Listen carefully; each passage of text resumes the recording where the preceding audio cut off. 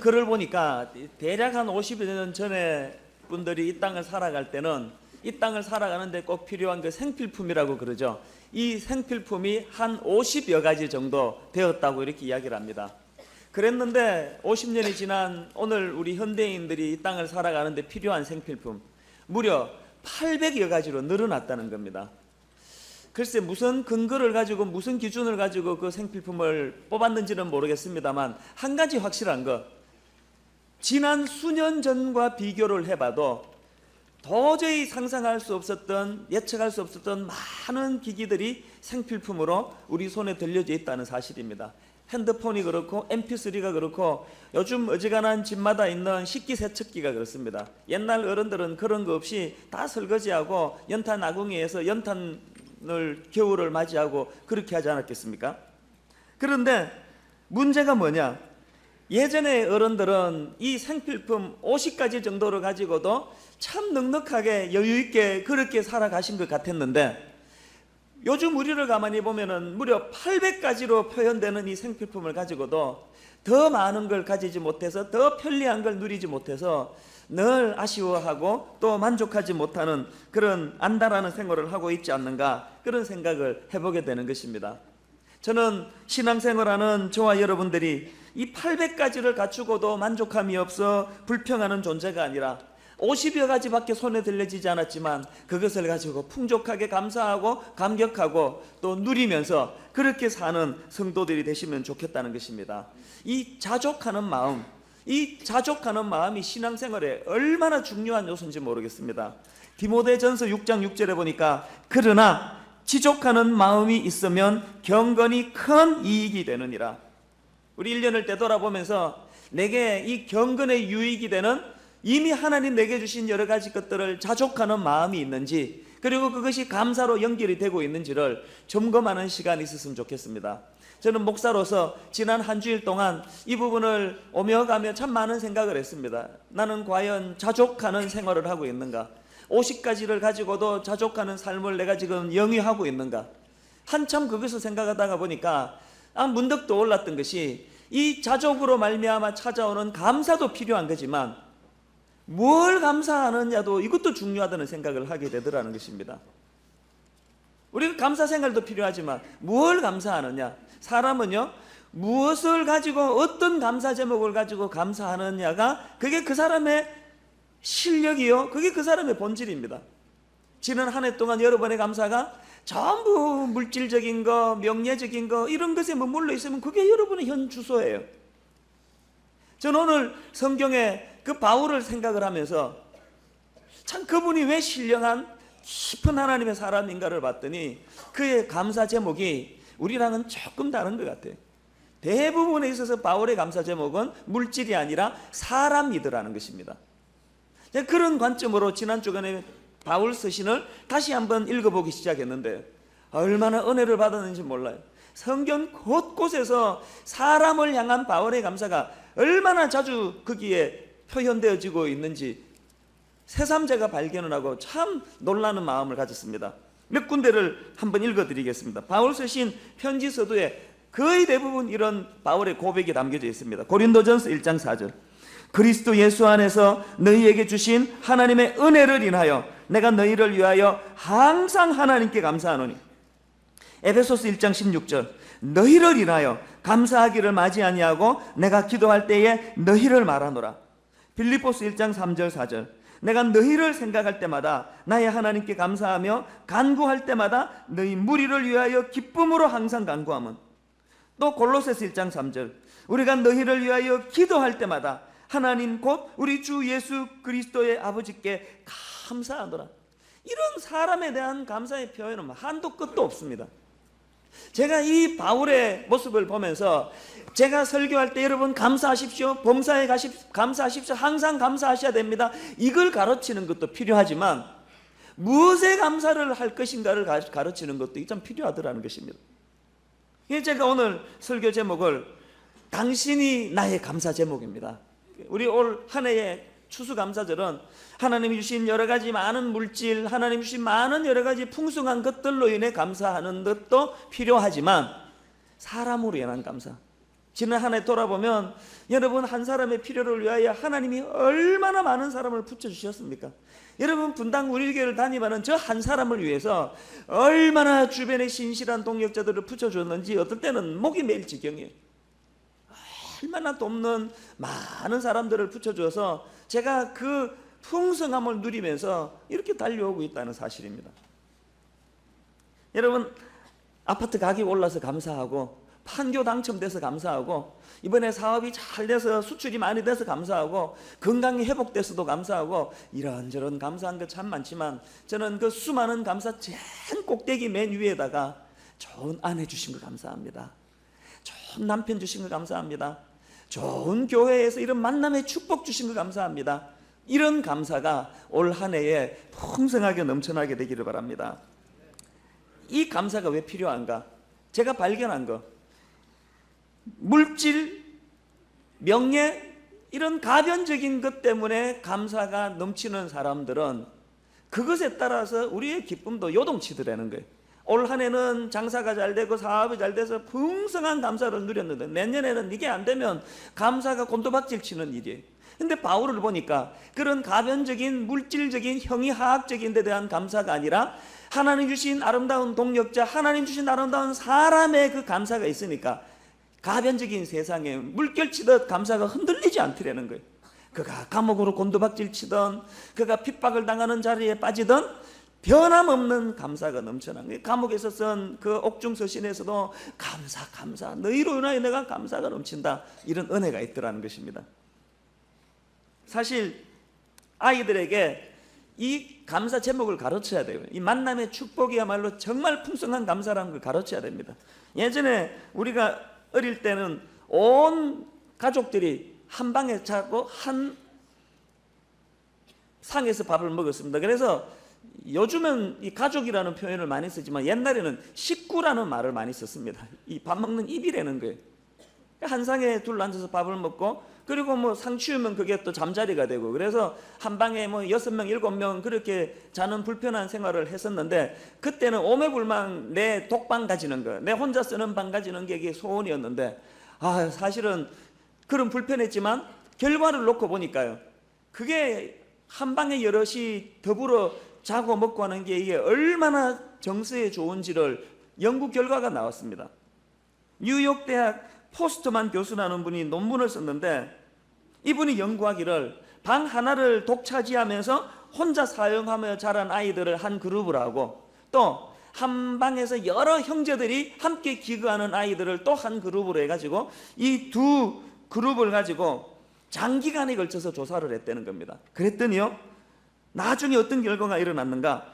한 방에서 많은 형제들과 부대끼면서 자란 아이들이 자기만의 방, 독방을 사용하면서 자란 아이들에 비해서 지능 발달 지수가 높고 사회 적응 지수가 상승하는 결과를 가져왔다는 거예요. 제가 그걸 보니까 우리가 하나님께 부지불식간에 감사해야 되는 게 참 많아요. 우리는 교육적으로 배려받아서 한 방으로 몰아는 게 아니고 할 수 없이 그렇게 살았는데, 그게 우리의 정서를 이렇게 풍성하게 했다는 거예요. 초등학교 6년, 중고등학교 6년, 무려 12번의 소풍을 갔으니까요, 그 중에 분명히 한두 번은 비를 만난 적이 있을 거예요.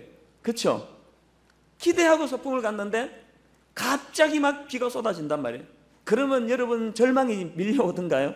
그 비를 보면서 좌절감에 빠져가지고 괴로워하지 않았어요? 생각해 보니까요, 어린 시절에 저도 비를 만난 소풍이 기억나는데 세상에 이벤트 중에 그런 이벤트가 없어요. 비 만나서 깡충깡충 뛰면서. 왜 그랬을까요?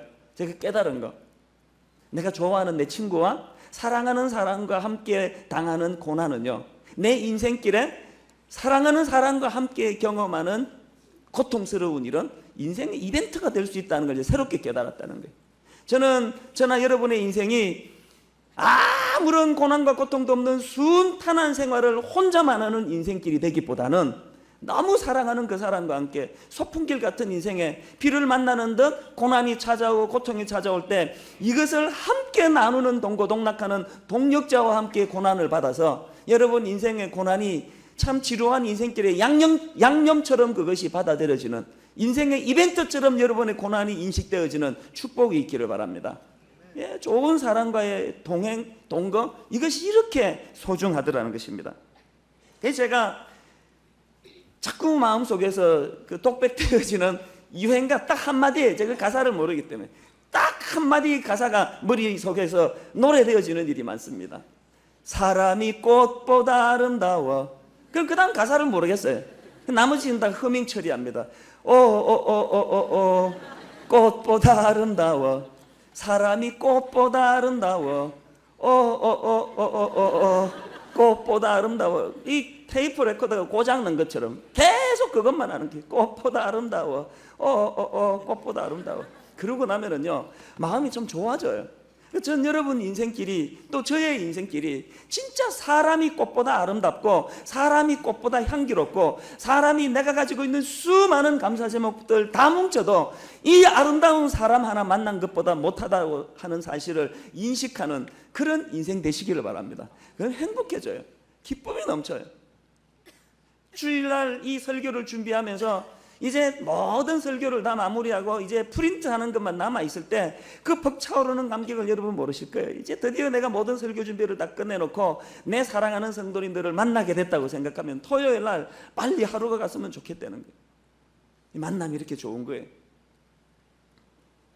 최근에 나온 이 깨달음이라는 책이 있는데, 거기에 이 사막 교부들의 글들을 엮어놓은 그 책인데요, 거기서 제가 참 따뜻한 글 하나를 읽었습니다. 이런 내용입니다.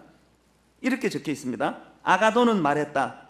나는 어떤 사람에 대한 불만을 품은 채 잠을 청한 적이 단 한 번도 없으며, 내게 불만을 품은 사람을 그냥 자도록 내버려 둔 적 또한 한 번도 없었다. 얼마나 인상적이었는지요. 다시 한번 들어보세요. 나는 어떤 사람에 대해 불만을 품은 채 잠을 청한 적이 단 한 번도 없으며, 내게 불만을 품은 사람을 그냥 자도록 내버려 둔 적 또한 한 번도 없었다. 사막의 교부가 가진 게 아무것도 없는 존재 아닙니까? 그가 행복할 수 있었던 이유, 전 여러분이 이 사막 교부 아가도 같은 사람을 많이 만나는 축복이 있기를 바랍니다. 더 중요한 축복, 여러분 자신이 여러분 주변 사람들에게 이 사막의 교부 아가보 같은 존재가 되시기를 바랍니다. 이런 신랑을 만난 부인은 인생이 복 터졌다 생각해요. 이런 부인을 만난 그 남편, 뭐 더 이상 뭘 바라겠습니까? 잠자리에 들어가면서 사람을 향하여 내가 불평, 불만, 원망하는 마음을 가지고 잠자리에 들어간 적이 없었다는 이런 배우자를 만나서 결혼 생활하면은요, 지하 단칸방에서도 불편하지 않을 것 같습니다. 우리 모두가 다 그런 혜택을 받고 또 그런 혜택을 주는 하나님 사람 되시기를 바랍니다. 그래서 바울이 로마서 12장 18절에서 이렇게 권면합니다. 할 수 있거든 너희로서는 모든 사람으로 더불어 평화하라. 또 히브리서 12장 14절에 모든 사람으로 더불어 화평함과 거룩함을 좇으라. 이것이 없이는 아무도 주를 보지 못하리라. 제가 놀라운 그 발견한 거예요. 화평함과 거룩함을 지금 같이 취급하고 있다는 거예요. 우리가 열망하는 그 거룩함에 못지않게 모든 사람과 더불어 화평하는 것, 분쟁하지 않는 것, 다투지 않는 것, 이 두 가지가 없이는 하나님을 볼 수 없다는 것입니다. 오늘 본문 2절에서도 바울은 이렇게 고백합니다. 우리가 너희 무리를 인하여 항상 하나님께 감사하고 기도할 때에 너희를 말하면, 3절에 너희의 믿음의 역사와 사랑의 수고와 우리 주 예수 그리스도에 대한 소망의 인내를 우리 하나님 아버지 앞에 쉬지 않고 기억하미니. 바울이 왜 그 자기가 개척한 데살로니가 교회 성도들을 향하여 그렇게 감사가 넘쳤다고 그럽니까? 거기에 세 가지 요소가 나옵니다. 믿음과 사랑과 소망. 위대한 종교개혁가 칼빈이 이런 말을 했습니다. 믿음의 역사와 사랑의 수고와 예수 그리스도에 대한 소망의 인내야말로 참된 기독교에 대한 간략한 정의이다. 벵겔이라는 분도 비슷한 이야기를 했습니다. 이 믿음, 소망, 사랑 안에 기독교 전체가 존재하고 있다. 누가 기독교를 한마디로 정의해 보세요 그러면 그것은 바로 믿음과 소망과 사랑입니다. 이렇게 이야기하면 된다는 것입니다.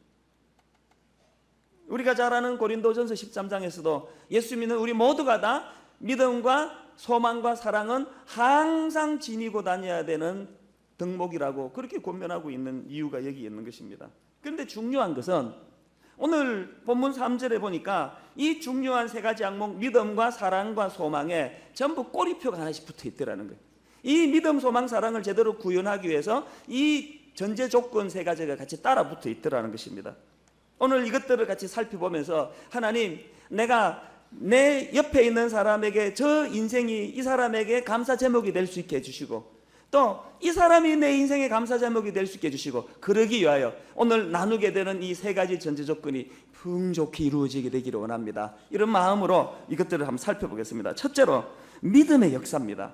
믿음이 온전히 이루어지기 위하여 따라다니는 꼬리표, 믿음의 역사. 이 믿음의 역사라는 것은 믿음에 의해 산출되어지는 일들, 혹은 믿음으로 행하게 되는 일들, 이렇게 번역할 수가 있습니다. 믿음 속에는 생명력이 있습니다. 그래서 믿음이 있다, 거기에는 항상 능력으로 나타나는 결과가 따라오게 돼 있다는 겁니다. 겨자씨만한 믿음, 그 눈에 보일 듯 말 듯한 작은 겨자씨만한 믿음 하나가 있어도 그 믿음이 어떤 역사를 일으킵니까? 산을 옮길 능력을 나타낸다는 겁니다.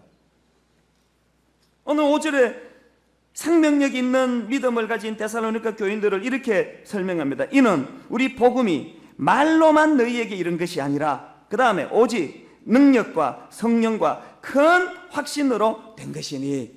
저는 이 1장 5절을 보면서 우리가 말만 가지고 떠드는 믿음, 입만 살아있는 믿음을 탈피하기 위하여 세 가지 구비 조건이 있음을 발견합니다. 그게 바로 첫째가 뭡니까? 능력이에요. 둘째가 뭡니까? 성령이에요. 셋째가 뭡니까? 큰 확신입니다.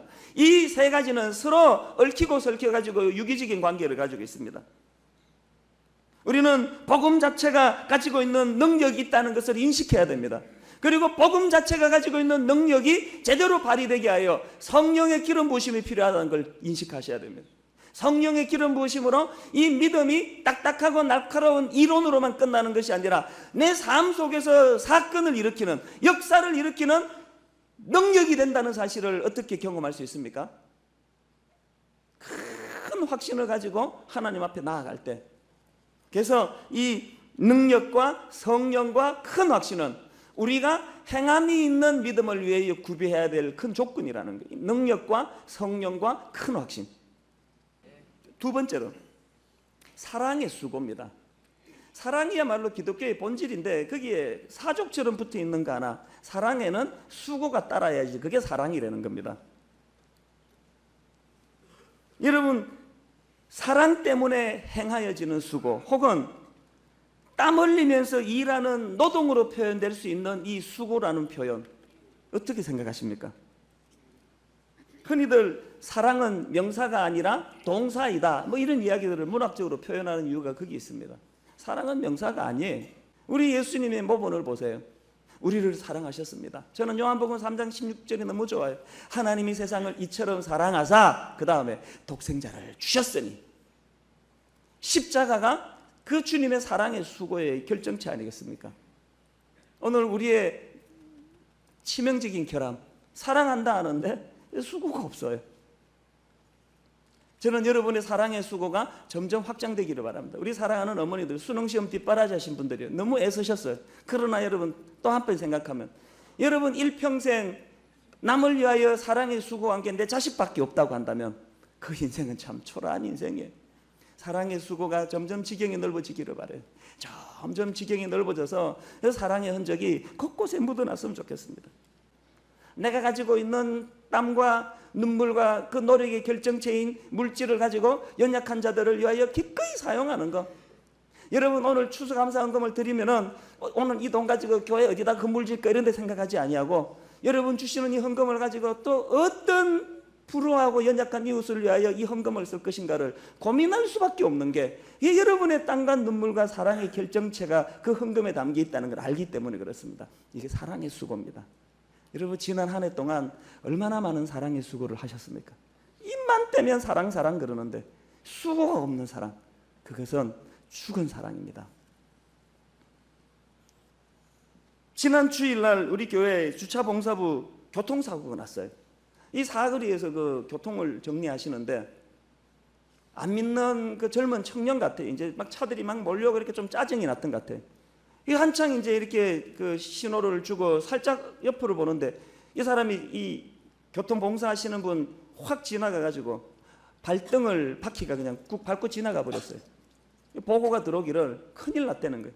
지금 수술을 해야 될 텐데 다 뼈가 쓰러져 가지고 수술해야 되는데, 이분이 좀 연세가 있으신 장로님이세요. 장로님이 그 봉사를 하고 계시는데 지금 성남에 주유소를 하시는데 하루도 지금 그걸 비울 수 없는 상황이라는 거예요. 얼마나 난감해요, 그 얘기를 들으니까. 오후 예배를 마치고 병원으로 떡달같이 달려가서 계속 머릿속으로 이제 목사는 생각해요. 뭐라고 이거 사과를 해야 될지, 뭐라고 위로를 해야 될지. 그렇게 피곤한 분이 교회 봉사하다가 사고를 당했으니 얼마나 담당 목사로서 난감합니까? 내가 뭐라고 인사를 해야 될지를 고심하면서 가가지고 그분 손을 누워있는데 손을 잡는데 그분이 선수를 쳐가지고 저한테 이렇게 이야기하시죠. 목사님, 교회에 누를 끼쳐서 죄송합니다. 말문이 막혀버렸어요. 누가 해야 될 말인데. 사랑의 수고의 흔적을 가진 분의 자세더라고요. 그 마음이 너무 충격에 가까운 감동이 있더라고요. 발등이 지금 다 찍혔는데, 지금 당장 내일 지금 주유소 지금 걱정이 태산 같은데, 이게 혹시 교회에 누가 될까봐 조심하는 마음을 가지고 있는 분, 이 사랑의 수고예요. 어제 그 아들이 전화가 왔어요. 생각보다 빨리 퇴원하시고요, 하나님 은혜로 수술 안 해도 된다는 거예요. 기부스만 하고 통원 치료 받게 됐다고. 하나님께서 그 장로님을 긍휼히 보셨다고 생각합니다. 사랑의 수고예요. 혹시 여러분 교회에 어떤 불평이나 원망이 있는 분 계세요? 딱 접으시고 한 달만 봉사해 보시길 바랍니다. 사랑의 수고가 더 씌워지면 내 안에 독소가 사라지게 된다는 사실입니다. 마지막 세 번째로 소망의 인내입니다. 여기서 소망의 인내라는 것은 소망 때문에 행하여지는 수고 혹은 소망에 근거한 인내, 이런 뜻을 가지고 번역할 수가 있습니다. 로마서 5장 3절에도 보니까 다만 이뿐 아니라 우리가 환난 중에도 즐거워하나니 이는 환난은 인내를, 인내는 연단을, 연단은 소망을 이루는 줄 알미로라. 레온 모리스라는 분이 이런 말을 했습니다. 여기서 의도하는 바는 조용하고 수동적인 체념이 아니라 난관에 봉착했을 때의 능동적인 일관성이다. 단순히 고통이 찾아올 때 입을 덮어쓰고 참는 걸 소망의 인내라 그러지 않습니다. 능동적이에요. 적극적이에요. 오늘 예수 그리스도를 소망하는 자, 예수 그리스도가 우리를 위하여 십자가 지셨기 때문에, 내가 새로운 피조물이 되었기 때문에 이까지 장애물, 이까지 고통, 이까지 어려움 내가 인내할 수 있다. 적극적이고 능동적으로 헤쳐가는 능력이 소망의 인내를 말합니다.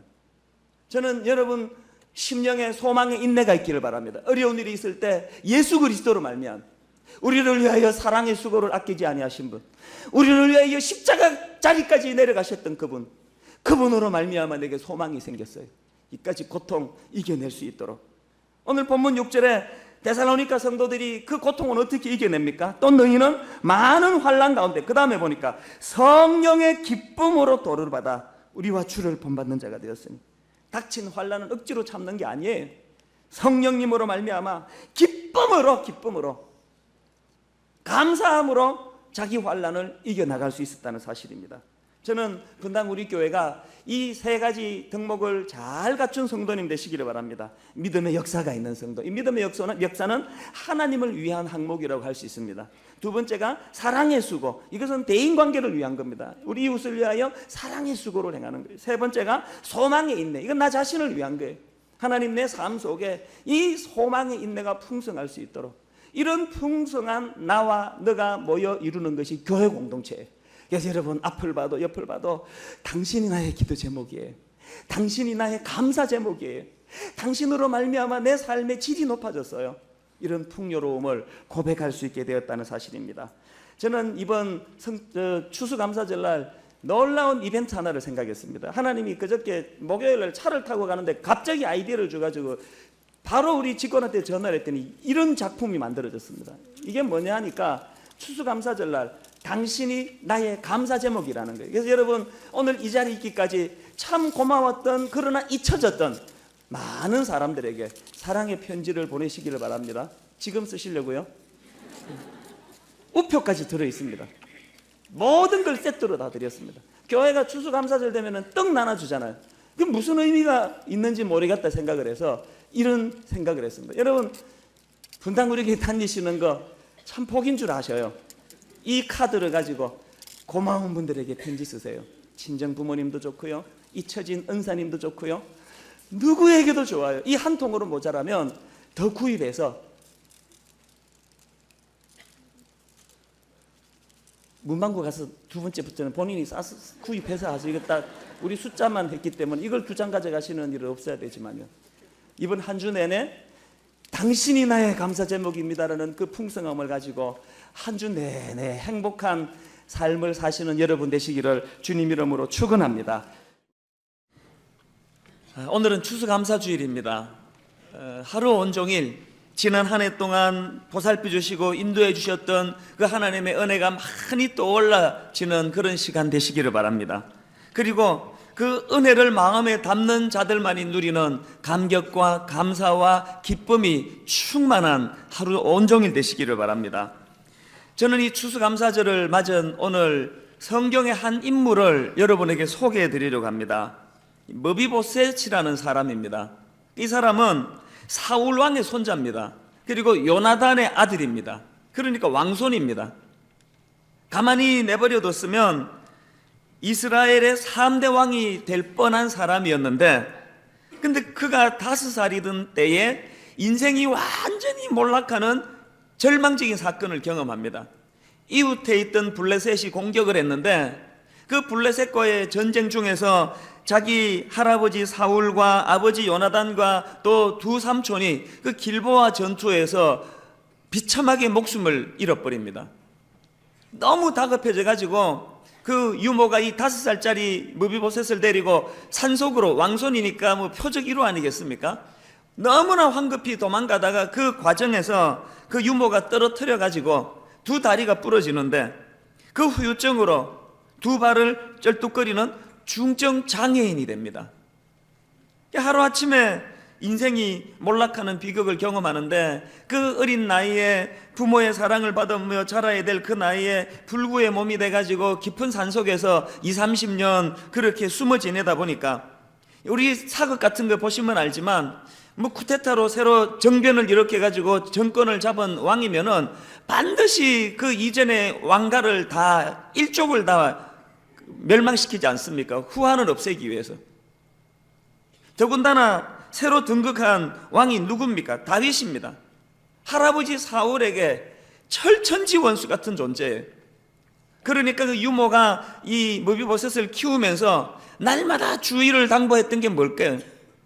우리 신분이 노출되면 우리는 죽은 목숨이라는 거예요. 이름도 바꾸어요. 이 머비보셋의 신세를 한번 생각해 보세요. 부모 없이 불구의 몸으로 살아가는 것도 이건 참 비극적인 일인데, 언제 자기 목숨을 해하려는 사람이 누가 밀고를 할지 모르니까 그 마음에 어떻게 정상적인 그런 건강한 자아를 가지고 살 수 있겠습니까? 그 마음에는 늘 피해의식이 가득하고 좌절감이 엄습하고 분노가 생기고 열등감으로 똘똘 뭉쳐있는 그런 사람이 됐을 것입니다. 오늘 본문 9장 8절에 보면 그 내면의 상처가 그대로 드러납니다. 그가 절하여 이르되 이 종이 무엇이기에 왕께서 죽은 개 같은 나를 돌아보시나이까.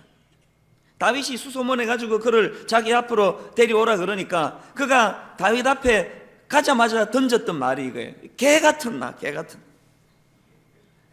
머비보셋은 자기를 어떻게 인식합니까?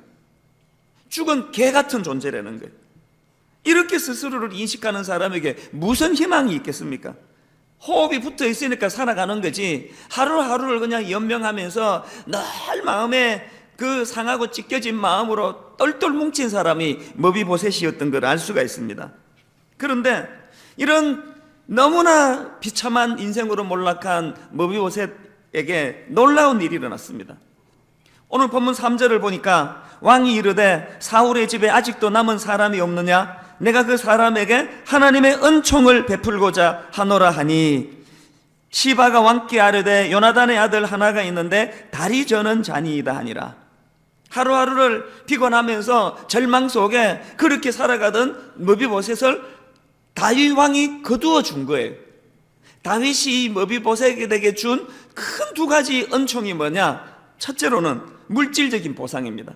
7절에 보니까 다윗이 그에게 이르되 무서워하지 말라. 내가 반드시 너 아버지 요나단으로 말미암아 내게 은총을 베풀리라. 어떤 은총을 베풉니까? 내가 내 할아버지 사울의 모든 밭을 다 내게 도로 주겠고. 이렇게 물질적으로 은혜를 베풉니다. 두 번째 은총이 뭡니까? 명예회복입니다. 7절 하반절 보세요. 또 너는 항상 내 상에서 떡을 먹을지니라니. 무슨 뜻입니까? 왕궁에서 다른 왕자들과 더불어 왕의 식탁을 함께 누리게 해주는 건 명예회복이에요. 죽은 개같이 생각하던 자기 존재가 왕자의 반열에 서서 대접을 받는 이런 명예회복의 은혜를 그가 있습니다. 저는 2학기 들어와서 이 추수감사절을 생각하면 자꾸 마음에 머비보셋이 떠오르는 거예요. 한 번, 두 번 떠오른 게 아니고 자꾸 이 감사절을 생각하는데 머비보셋이 제 마음에 머무는 거예요.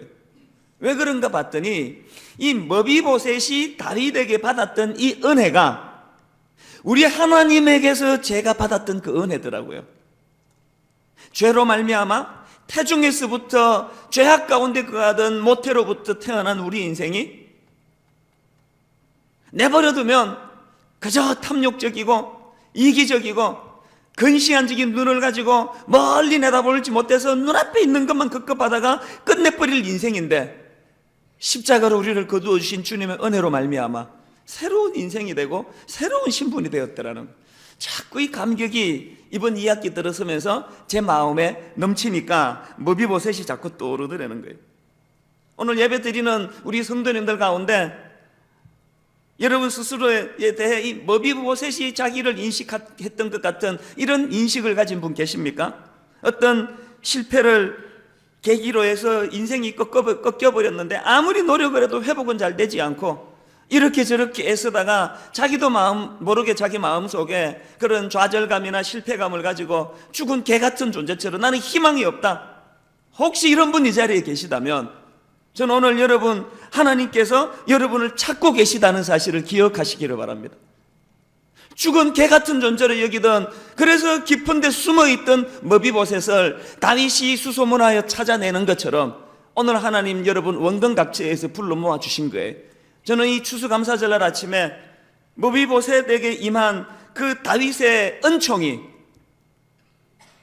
하나님이 여러분을 향한 그 은혜의 손길이라는 걸 인식하시고 소망 없던 여러분들에게 하나님의 은혜의 빛이 공급되는 놀라운 역사가 일어나시기를 바랍니다. 저는요, 오늘 이 본문의 다윗을 보면서 감동받는 포인트가 하나 있습니다. 그의 시선입니다. 우리가 배워야 될 사람을 대할 때 있어서 다윗이 가지고 있었던 두 가지 시선, 이거 우리가 배워야 될 모습입니다. 첫 번째 시선이 뭡니까? 다윗에게는 요나단의 시선이 있었습니다. 이게 무슨 뜻인가 하면은요, 자 한번 보세요. 머비보셋을 불러왔습니다. 딱 보니까 그 머비보셋 안에 두 모습이 투영되어 있습니다. 하나는 부정적인 모습이고 하나는 긍정적인 모습입니다. 부정적인 모습 누굽니까? 할아버지 사울의 모습이 있어요. 이 자식이 자기 할아버지 사울을 빼닮았다는 거예요. 생각만 하면 피가 거꾸로 쏟게 만드는 인간, 나를 그렇게 집요하게 괴롭혔던 인간, 날 죽이지 못해가지고 안달복달했던 못된 사울의 모습이 머비보셋 안에 담겨져 있는 거예요. 그런가 하면 또 다른 한 시각, 누구의 시각? 요나단의 모습이 거기에 담겨져 있는 거예요. 가장 고독했을 때 자기를 거두어 주었던 고마운 은인 같은 요나단. 여러분, 이건요, 이 땅을 살아가는 저와 여러분 모두에게 있는 대인관계 속에서 나타나는 현상입니다. 어떤 사람이라도 그 사람 속에 사울과 같은 죽이고 싶은 모습만 갖고 있는 사람이 없고요, 요나단처럼 생명의 은인의 모습만 투영하는 사람도 없습니다. 이 둘이 섞여 있는 것이 대인관계예요. 가까우면 가까울수록 그래요. 남편을 보세요. 고맙기만 한가요? 남편의 모습 속에서 요나단만 들어있습니까? 우리 집은 그럴 것 같아요. 이런 특별한 좋은 남편을 둔 아내를 빼고는, 감사절이니까 여러분 양해해서 약 먹었나 이렇게 생각하지 마시고, 보편적인 가정생활에 있어서 남편은요, 그 안에 사울의 원수 같은 사울의 모습도 있고 고마운 요나단의 모습도 있어요.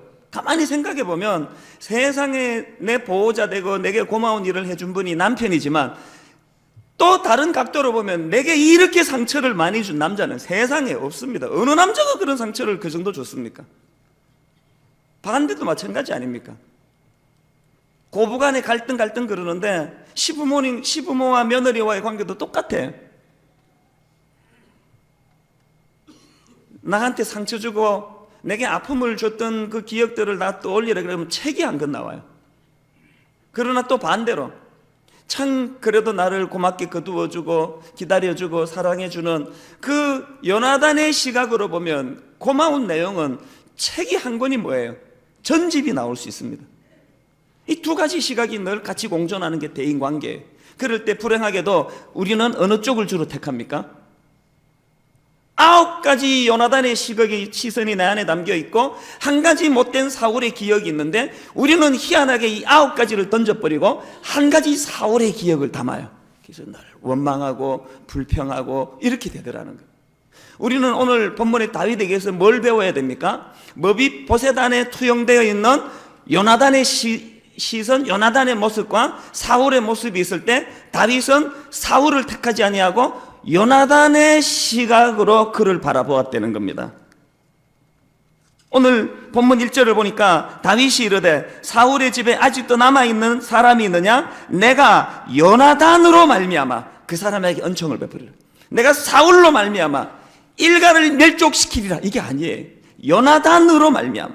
7절에서도요. 다윗이 그에게 이르되 무서워하지 말라. 내가 반드시 내 아버지 요나단으로 말미암아 내게 은총을 베푸리라. 이 부분을 표준세번역은 이렇게 번역해요. 내가 너의 아버지 요나단을 생각해서. 머비보셋을 딱 보니까 거기에 사울도 생각이 나고 요나단도 생각나는데 다윗은 누굴 택했습니까? 요나단이 생각나더라는 거예요. 저는 오늘 감사절날 이 다윗의 시각이 여러분에게 부어지는 은혜가 있기를 원합니다. 대인관계에서 좋은 면도 기억나고 나쁜 면도 기억나면 늘 요나단의 기억만 남는 은혜가 있기를 원한다는 거예요. 그러고 보니까요, 하나님께서 우리를 보시는 시선도 똑같더라고요. 하나님이 우리를 보실 때 두 가지 시선이 있어요. 하나는 우리 행위적인 측면이에요. 세상에 이렇게 못된 짓을 많이 하는 인간이 어디 있습니까? 이렇게 배은망덕한 인간이 어디 있습니까? 여러분은 몰라도 저 자신을 보면 진짜 하나님께 배은망덕한 것 같아요. 그런데 또 다른 하나님의 시각 하나가 있습니다. 이런 나 같은 것을 구원해 주신 예수 그리스도의 십자가의 흔적이에요. 하나님은 우리를 대하실 때 어느 시각으로 보세요? 내 행위로 보십니까? 아니잖아요.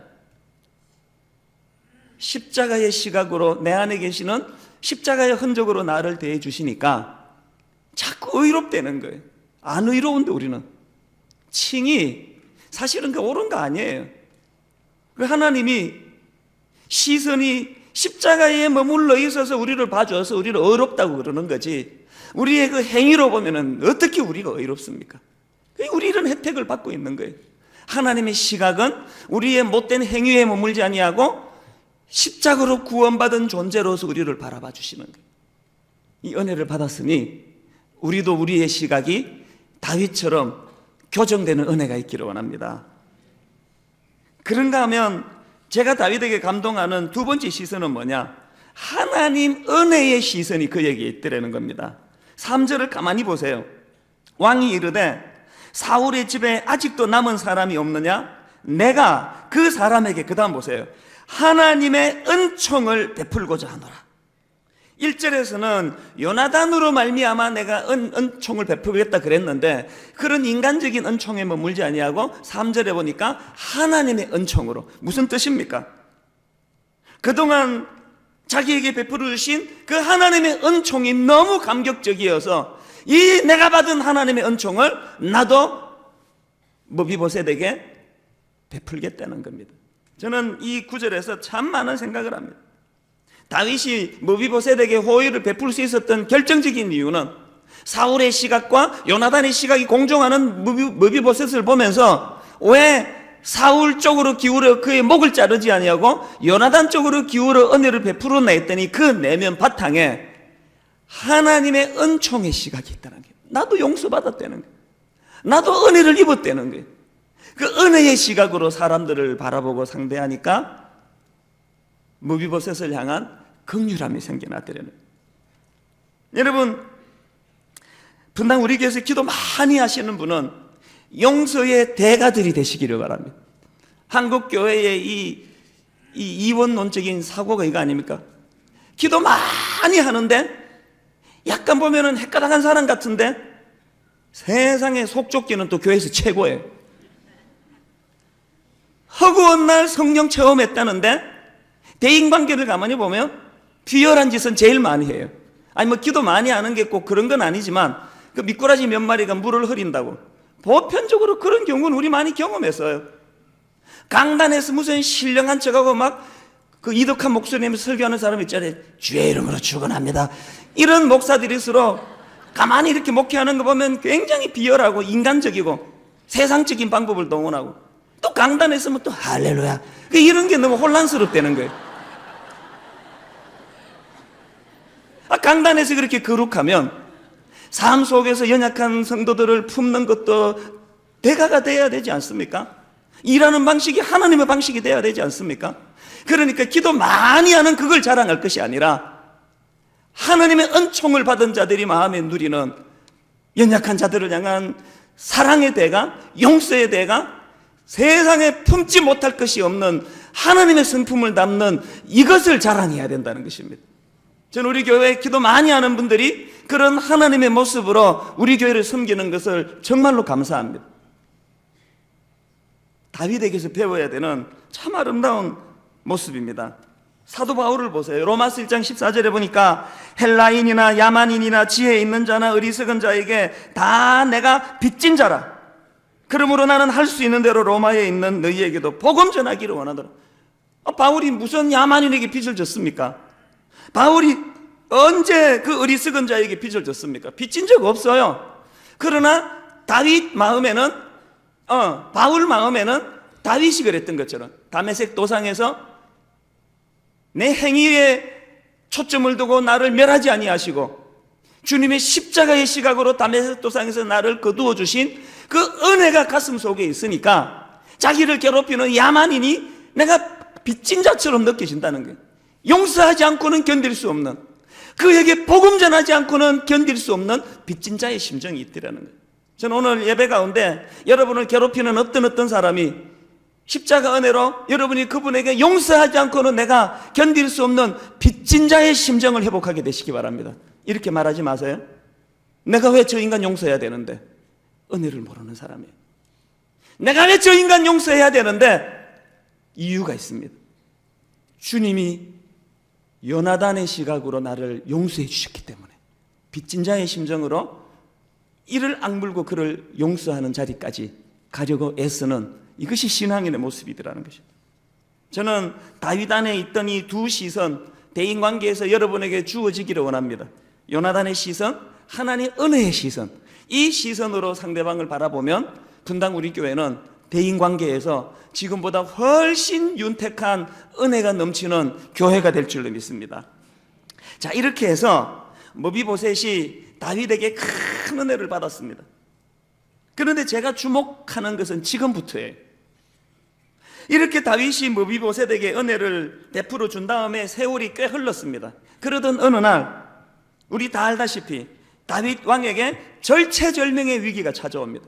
자기 아들 압살롬이 쿠데타를 일으켰습니다. 엎친 데 덮친 격으로 백성들도 등을 돌리고 그렇게 믿었던 자기 신하들도 여러 사람이 등을 돌립니다. 할 수 없어서 그가 피신을 떠나지 않습니까? 예루살렘을 떠나 피신을 가는데 당연히 그 과정에서 무비보셋도 나도 왕과 동고동락 해야지 그렇게 준비를 하는데 비극이 일어났습니다. 이 사바라고 하는 그 종이 계략을 꾸며가지고 다윗을 오해하게 만듭니다. 시바라는 종이. 이름도 이상해요. 사무엘하 16장 3절에 보니까 왕이 이르되 내 주인의 아들이 어디 있느냐 하니 시바가 왕께 아뢰되 예루살렘에 있는데 그가 말하기를 이스라엘 족속이 오늘 내 아버지의 나라를 내게 돌리리라 하나이다 하는지라. 다윗에게 이것보다 더 충격적인 말이 어디 있습니까? 그렇게 은혜를 베풀어 줬는데 자기가 지금 쿠데타를 당해가지고 정권을 놓칠 상황이 됐더니 머비보셋이 이제야 내가 정권을 되찾을 날이 왔다고 그러고 있다는 거예요. 평상시 같으면 불러서 자초지종 알아보고 뭐 조사를 할 텐데 자기가 지금 뭐 너무나 다급한 상황이니까 그 자리에서 좀 졸속으로 처분을 내립니다. 4절에 보니까 왕이 시바에게 이르되 머비보셋에게 있는 것이 다 내 것이라. 뭐예요? 그 못된 놈 재산을 몰수하라는 거예요. 그래가지고 머비보셋이 왕이 피난 가는데 따라가지도 못했습니다. 머비보셋 입장에서는 너무나 어이없고 또 이런 황당한 말을 믿고 이렇게 졸속으로 처리하는 다윗에게 굉장한 상처를 받는 상황이에요. 그런데 머비보셋의 태도를 보세요. 이제 쿠데타가 진압이 되고 다시 다윗이 예루살렘으로 돌아오고 나니까 머비보셋이 뭐라고 말하는가? 사무엘하 19장 24절. 사울의 손자 머비보셋이 내려와 왕을 맞으니 그는 왕이 떠난 날부터 평안히 돌아오는 날까지 그의 발을 맵시 내지 아니하며 그의 수염을 깎지 아니하며 옷을 빨지 아니하였더라. 쉽게 말해가지고 내 이 어린인 다윗 왕이 저렇게 고생하고 있는데 어떻게 나만 편하게 발 뻗고 누워 자겠냐는 거예요. 수염도 안 깎고 옷도 안 갈아입고. 더 감동적인 건 그 다음이에요. 머비보셋이 이제 그런 태도를 취하니까 다윗이 혼란스러운 거예요. 이 사람 얘기를 들어보면은 이게 아주 배은망덕한 놈인데 이게 또 태도를 보니까 또 이게 혼란스러워요. 그러니까 어정쩡하게 판결을 내립니다. 29절에 왕이 그에게 이르되 너가 어찌하여 또 내 일을 말하느냐? 내가 이르노니 너는 시바와 밭을 나누라 하니. 어정쩡하게 판결했어요. 그랬더니 30절에서 놀라운 이야기를 합니다. 머비보셋이 왕께 아뢰되 내 주 왕께서 평안히 왕궁에 돌아오시게 되었으니 그로 그 전부를 차지하게 하옵소서 하니라. 자기를 섭섭하게 대했던 다윗에 대한 상처가 신기하리 많지 없어요. 왕만 건강히 돌아왔으면 나 이 물질 연연하지 않는다. 처음부터 없었던 거 아닙니까? 개 같은 나를 거두어 준 고마운 왕이신데 이까지 재산이 뭐가 중요하냐는 거예요. 저는요 이 본문을 묵상하면서 이 머비보셋과 다윗에게서 공통점을 하나 찾습니다. 제 용어를 하나 만들었습니다. 은혜의 선순환. 감동이 없는데 이제 얼마나 이게 좋은 말인지 알게 될 거예요. 이 은혜의 선순환. 자 보세요. 이 19장에서의 머비보셋을 가만히 한번 보세요. 이 머비보셋에게도 역시 다윗이 자기를 볼 때 두 갈래 시각을 가지고 봤던 것처럼 머비보셋도 똑같은 상황이 주어졌습니다. 죽은 개 같은 자기를 구해준 사무엘하 9장에서의 고마운 다윗의 모습하고 19장에서 알지도 못하면서 오해해가지고 자기를 재산을 몰수하고 옆에 두지 않고 내쳤던 너무너무 상처를 준 다윗하고 두 시선이 머비보셋 앞에 있는데 머비보셋은 어느 쪽을 택합니까? 9장에서 죽은 개 같은 자기를 거두어줬던 고마운 다윗의 모습을 택한다는 거예요. 그래서 제가 은혜의 선순환이라는 용어를 만들어 본 거예요. 은혜는 선순환을 합니다. 하나님의 은혜를 받으면 그 은혜가 선순환으로 흘러가요. 저는 이번 추수감사절을 맞이해서 저는 감사와 관련해서 여러분에게 세 가지 권면의 말씀을 드리고 싶습니다. 첫째, 앞에서 말씀드렸던 것처럼 하나님 은혜에 감사하는 시간을 가지시기 바랍니다.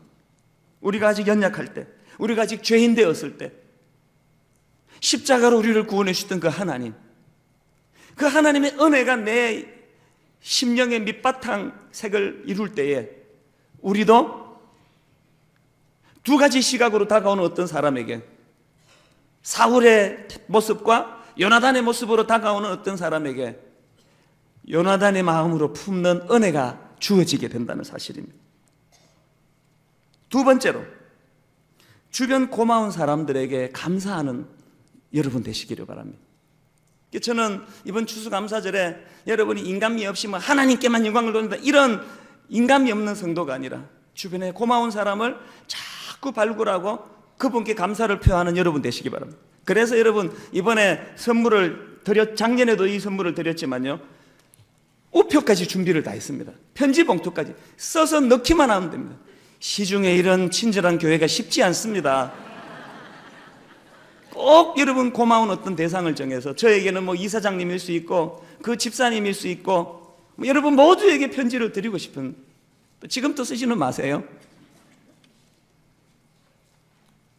마지막 세 번째로, 나의 머비보셋은 누구인지 돌아보는 시간을 가지시기 바랍니다. 우리에게 은혜를 베푼 그 사람만 생각할 것이 아니라 누군가 오늘도 내게 머비보셋과 같은 존재가 없는지를 돌아보시기 바랍니다. 내가 받은 그 은혜를 나도 누군가에게 대갚아드리는 그런 은혜의 선순환이 저와 여러분 삶 속에서 끊임없이 일어나는 축복이 있기를 주님 이름으로 축원합니다. 저는 오늘 이 찬양을 여러분과 같이 부르고 싶습니다. 아침 안개 눈앞 가리듯 나의 약한 믿음 의심 쌓일 때 부드럽게 다가온 주의 음성, 아무것도 염려하지 마라. 절망적일 때 이렇게 다가와 주신 우리 하나님이요, 이 가사 말미에 십자가의 보혈로서 주의 크신 사랑 알게 하셨네. 주님께 감사하리라. 언제나 주님께 감사해. 이것이 우리 인생의 결론이 되게 되기를 원합니다. 지금 우리는 마태복음 21장을 가지고 쭉 살펴보고 있는 중입니다. 이 21장에 보면 예수님께서 예루살렘에 입성하신 이후의 행적들이 쭉 열거가 되는데, 여러분 예수님이 예루살렘에 입성하신 후에 가장 먼저 방문한 것이 어디라고 말씀드렸습니까? 성전입니다. 왜 예수님이 성전을 제일 먼저 방문했느냐? 예수님의 관심이 거기에 머물렀기 때문이다, 이렇게 말씀을 드릴 수도 있고, 또 한편으로는 그 당시에 예수님이 그토록 소중히 여기시는 성전이 타락하고 변질돼 가지고 정상적인 모습을 보이지를 못했습니다. 그래서 예수님이 그 성전을 방문해서 말로 다 할 수 없는 변질되고 타락한 그 성전을 정화하시려고 그렇게 방문을 하셨습니다. 12절과 13절을 다시 한번 보십시오. 예수께서 성전에 들어가사 성전 안에서 매매하는 모든 사람들을 내쫓으시며 돈 바꾸는 사람들의 상과 비둘기 파는 사람들의 의자를 둘러 엎으시고 그들에게 이르시되 기록된 바 내 집은 기도하는 집이라 일컬음을 받으리라 하였거늘 너희는 강도의 소굴을 만드는도다 하시니라. 굉장히 과격하셨죠? 저는 이 본문에서의 주님의 모습 속에서 굉장히 중요한 영적 원리 하나를 발견합니다. 교회는 사랑입니다. 두말할 필요가 없는 그 전제입니다. 그러나 그 사랑은 공의와 그 사랑은 원칙과 그 사랑은 진리 사수라고 하는 토대 안에서 이루어져야 되는 사랑이라는 겁니다. 그 교회의 공동체로서의 모습이 흐려지고 변질되고 그 교회 공동체가 거룩과 순결을 잃어버릴 때, 그때는 진리 사수가 사랑보다 우선한다는 그 이야기입니다.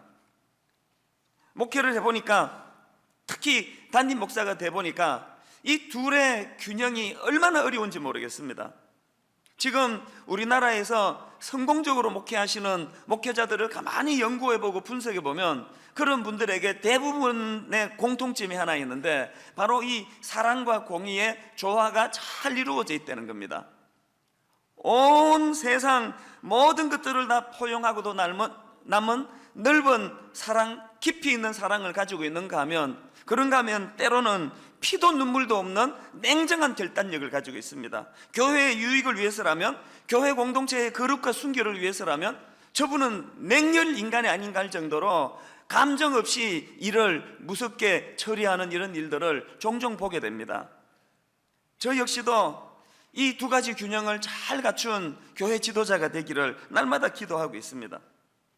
불의와 타협하지 아니하시는 공의로우신 주님, 이것이 성전을 방문해서 보여주신 우리 예수님의 모습입니다. 그런데 여러분, 그 다음이 중요합니다. 이렇게 예수님께서는 잘못된 관행들에 대해서 과격한 반응을 보이셨는데, 그렇게 하고 끝난 게 아니고 그 다음 23절에 보니까 예수님이 가지신 균형이 발견되는데, 23절을 보세요. 예수께서 성전에 들어가 가르치실세. 예수님께서는 그들의 잘못된 모습에 대해서 정죄하고 비판하고 파괴하셨지만 그것으로 끝나지 않으셨습니다. 잘못 알고 잘못 행하는 것들에 대해서 올바로 가르치시고 교정해 주시려고 얼마나 애쓰시는 모습이 본문에 나와 있는 겁니다. 우리가 지난주에 살펴본 그 대제사장들과 백성들 장로의 잘못된 모습이요, 예수님에 대해서 삐딱한 마음을 가지고 당신이 무슨 권위로 이런 일을 하느냐 시비를 걸 때에 예수님은 두 아들의 비유를 들어서 친절하게 자상하게 그들의 생각을 교정해 주시려고 애쓰시는 모습이 발견되더라는 겁니다.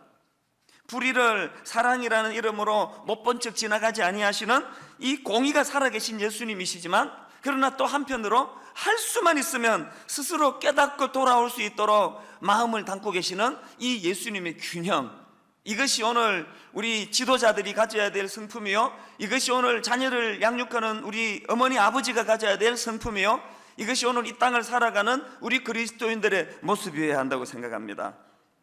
오늘 본문 속에서도 이런 예수님의 균형 잡힌 모습이 고스란히 담겨져 있습니다. 대제사장들과 바리새인들의 잘못된 생각을 교정해 주시기 위하여 포도밭 비유를 가지고 설명을 하십니다. 모든 비유들이 다 그렇듯이 내용은 아주 간단합니다. 어떤 사람이 포도밭을 가지고 있었는데 그 포도밭을 잘 가꾸어 가지고는 농부들에게 세를 줍니다. 그리고 자기는 먼 지역으로 여행을 떠나는데 이제 세월이 흘러서 결실할 때가 됐습니다. 아마 지금과 같은 이즈음인 것 같아요. 그래서 종들을 보내가지고 그 수확한 것들 열매를 거두기를 원하는데 그 농부들이 아주 악한 것들이에요.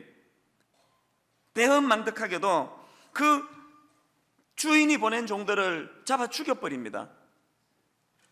초인적인 인내를 발휘해가지고 이번에는 더 많은 종들을 그 못된 농부들에게 보내는데 똑같은 짓을 저지릅니다.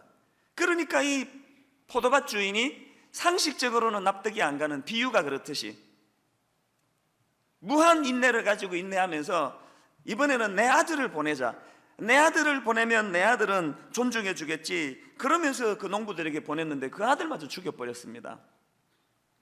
그리고는 예수님께서 이 못된 농부들의 행위에 대해서 어떤 일이 일어날 것인지를 질문을 던지세요. 짐작하셨겠지만 그 포도밭의 주인은 누구를 비유한 것입니까? 하나님을 비유한 것입니다.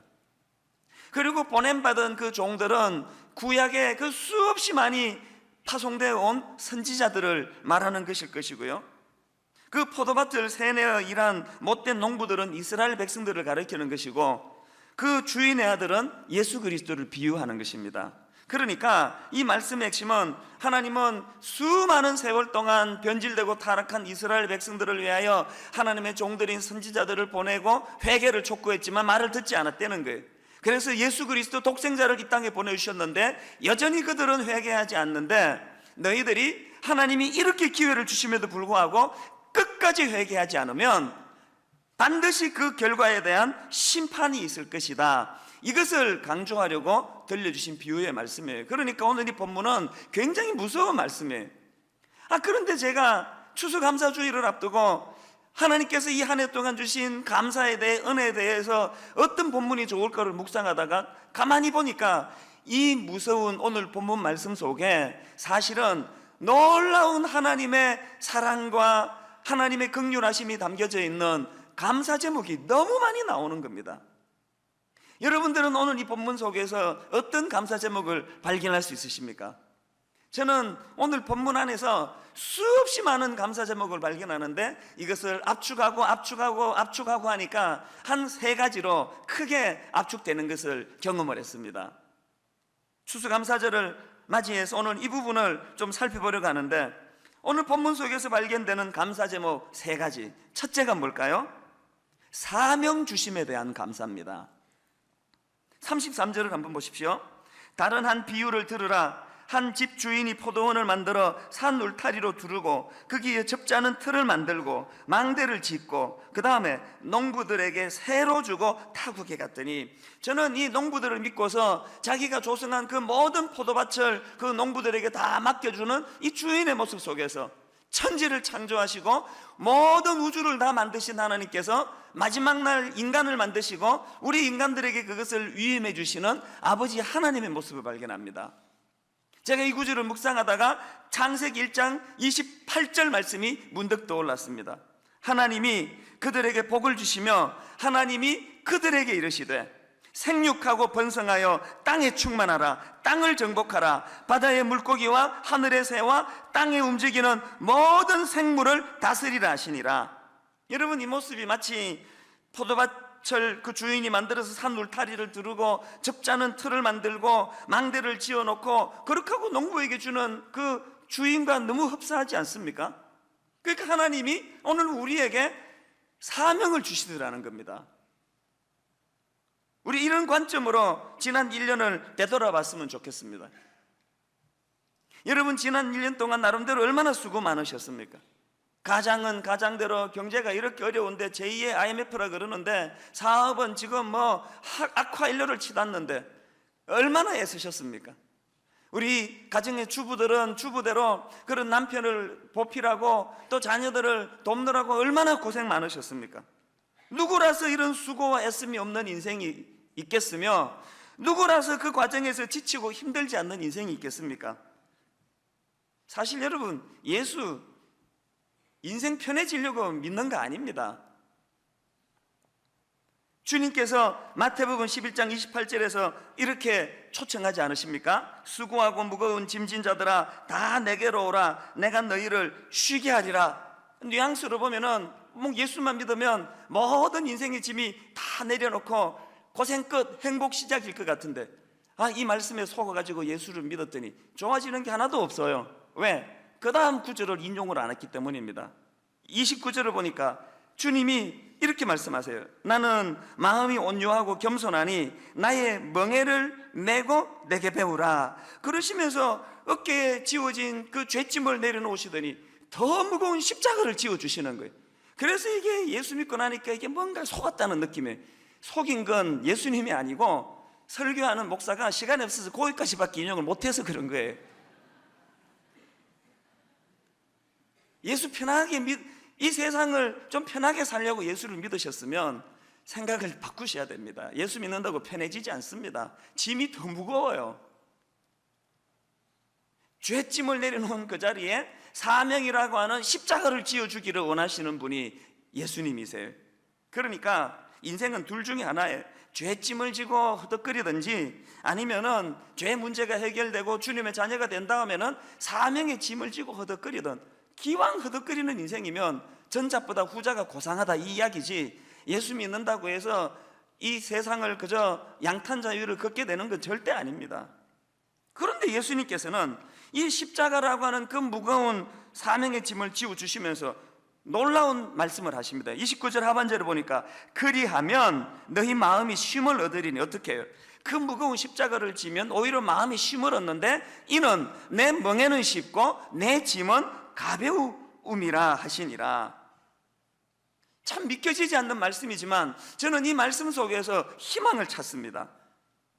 이 세상 누구라도 그 어깨에 지어진 죄짐이든 사명의 짐이든 짐을 내려놓을 수가 없는데, 그런데 그 짐을 가볍게, 그 짐을 즐겁게, 그 짐을 누리면서 살 수 있다는 거예요.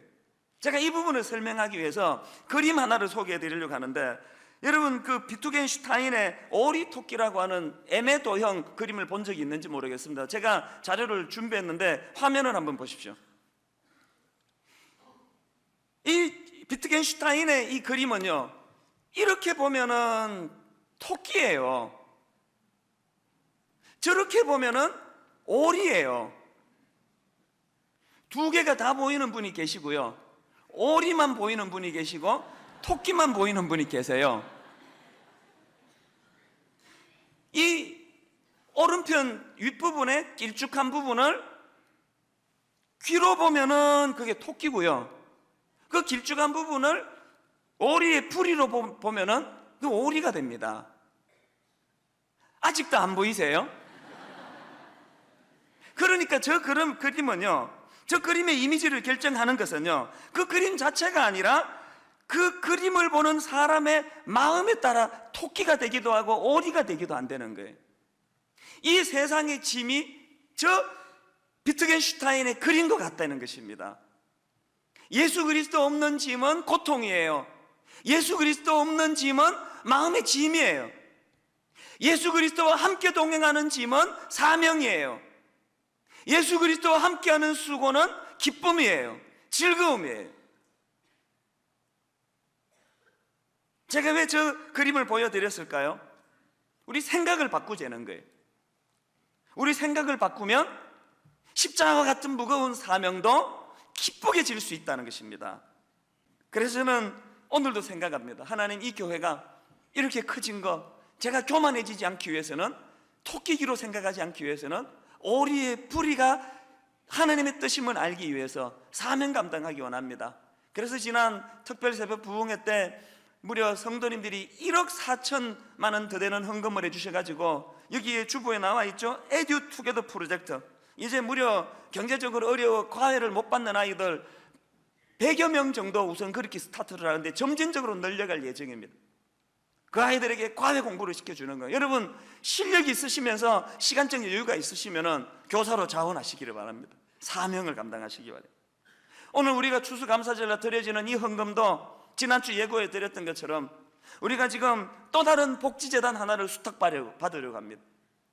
하나의 결실, 이 아름다운 헌금을 또 복지재단을 수탁받고 인수받아가지고 이웃을 섬기는 데 써야 되겠다. 왜 그래야만 됩니까?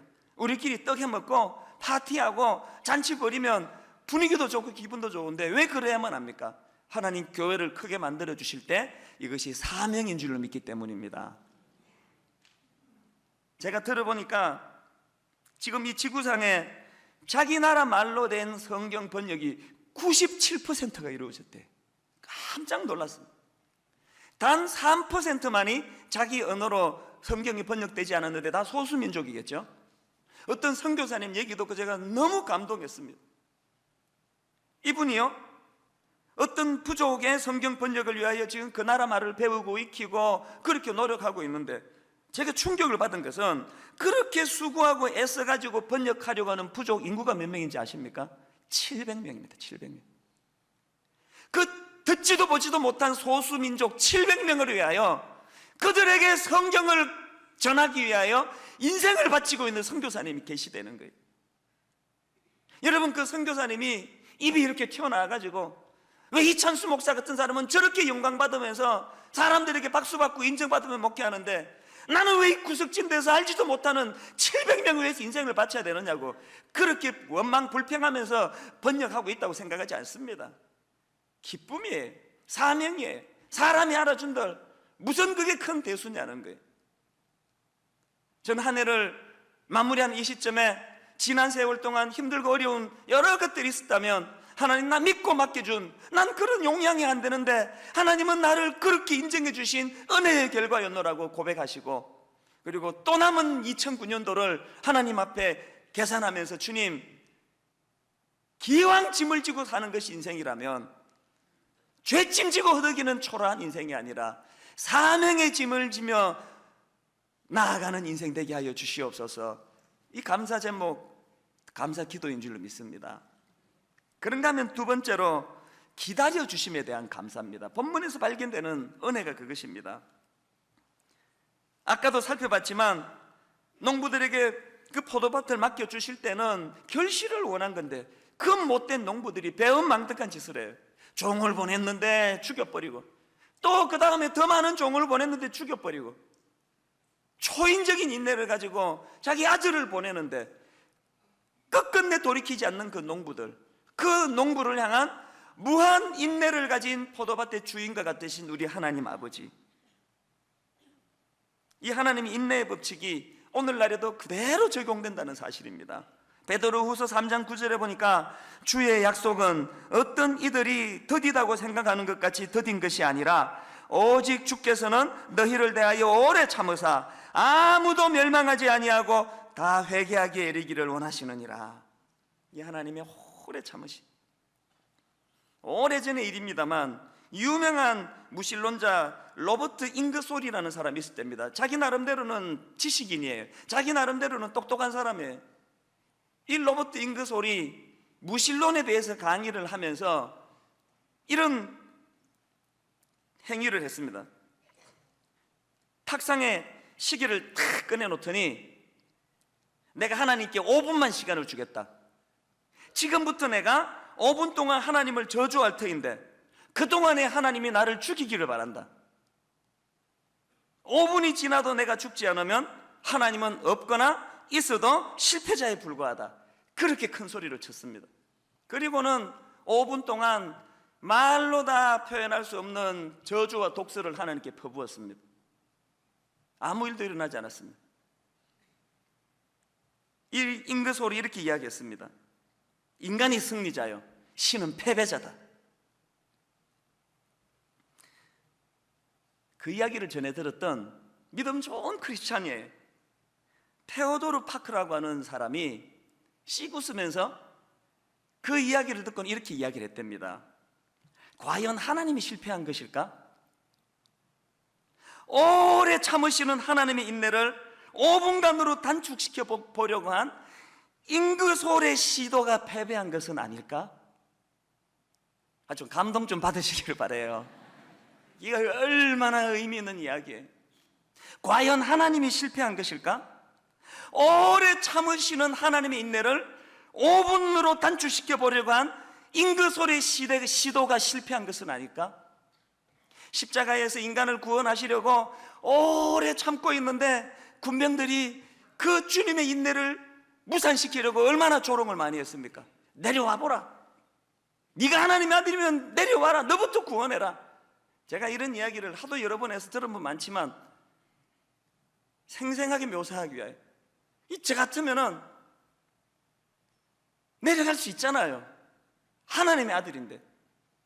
얼마나 그 짜증나겠어. 옆에서 깐죽깐죽 아파 죽겠는데, 그러면은 막 참다가 못해가지고 주님이 팍 내려가시고 그냥 기시자대기를 한 방 탁 올리면서 내려왔다 어쩔래 자식이 힘들어 죽겠는데 다시 올라가셔가지고 그러셔도 되잖아요.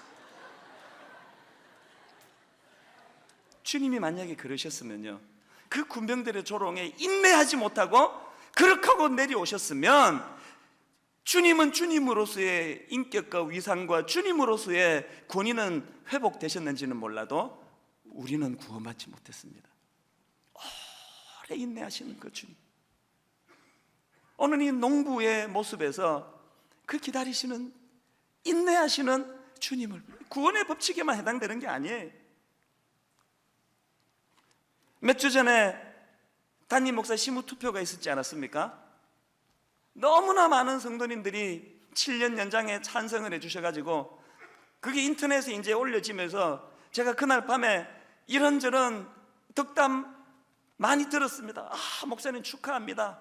너무너무 놀란 결과입니다. 그렇게 하고 잠이 들었는데요, 그 다음날 새벽이에요. 4시 좀 지나가지고 자리에서 일어났는데, 제가 자리에서 일어났는데 하나님이 말씀을 하나 주세요. 근데 제가 성경을 잘 안 읽어가지고 이게 무슨 구절인지는 떠오르지 않은데 내용은 너무나 선명해요.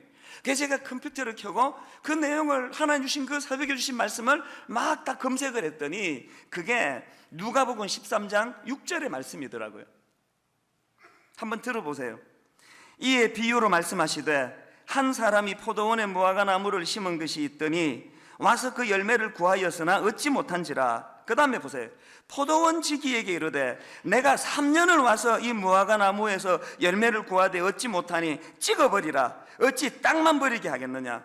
그랬더니 포도원 지기가 이렇게 이야기합니다. 대답하여 이르되 주인이여, 금년에도 그대로 두소서. 내가 두루 파고 그름을 줄이니 이후에 많이 열매가 열면 좋거니와 그렇지 않으면 찍어버리소서 하였다 하시니라.